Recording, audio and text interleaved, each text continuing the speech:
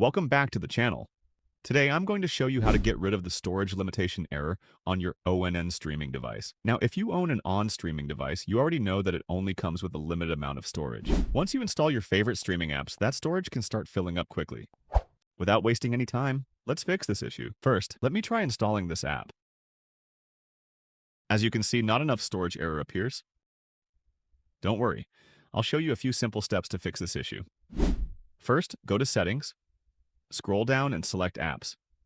Now choose See All Apps. Go through the list and check whether you have any apps that you no longer use. If too many apps are installed, uninstalling a few of them can quickly free up some storage space. However, in my case, I don't have many apps installed, and I'm still getting the storage error. So we need to try another solution. Scroll to the bottom of the apps list and select Show System Apps. Now scroll down until you find the Google Play Store.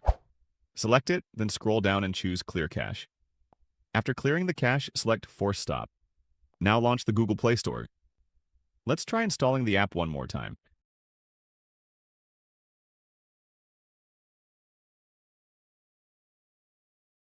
And as you can see, the app has now installed successfully.